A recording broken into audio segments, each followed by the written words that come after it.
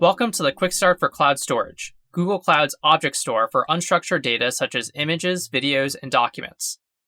In this video, we're going to walk through how to perform basic tasks in cloud storage using the gsutil command line tool. To start, visit console.cloud.google.com to open the Google Cloud Console. This web portal lets you manage and explore your cloud resources directly from a browser.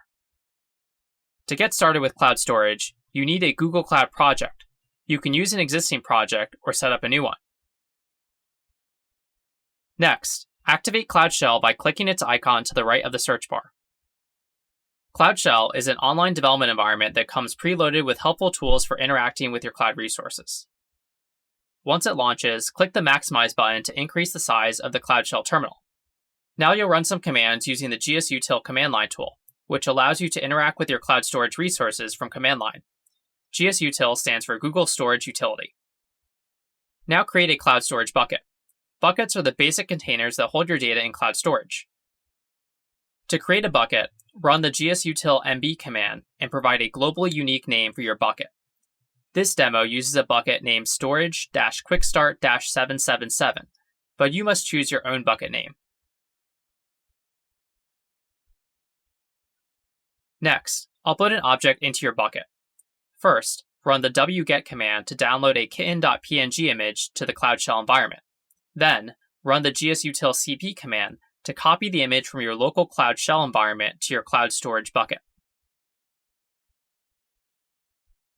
Congratulations! You've successfully uploaded an object to your bucket.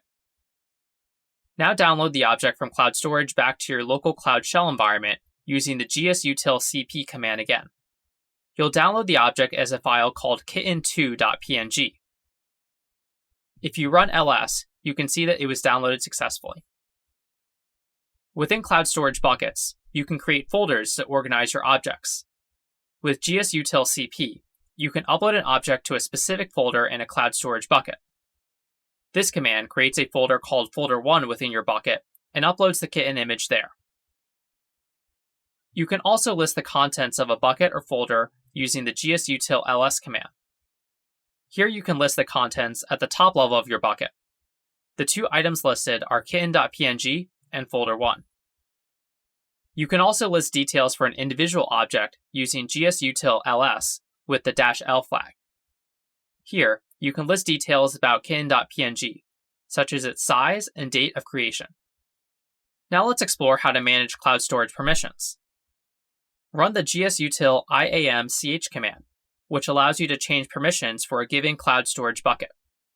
Here, you specify that you want to give all users permission to view objects stored in the bucket. The command is successful if no error is returned. To remove public view access to these objects, run the gsutil iam.ch command with the -d flag. You may also want to give a specific person access to your bucket. This command gives the GCP studentdeveloper7@gmail.com account permission to read and write objects to your bucket. To remove this permission, run the same gsutil iam.ch command, but with the -d flag. To delete an object, run this gsutil rm command to delete kitten.png from the cloud storage bucket. And finally, run this command to delete the cloud storage bucket. The -r flag is added so that everything inside of the bucket is deleted as well. And that's it. You're now equipped to perform basic tasks in cloud storage using the gsutil command line tool. While this video used Cloud Shell, you can also use gsutil from your local computer.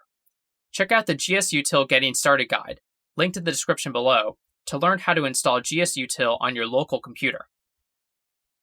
Make sure to check out the rest of our cloud storage documentation at cloud.google.com/storage/docs so you can learn more about how to store and manage your data in Google Cloud.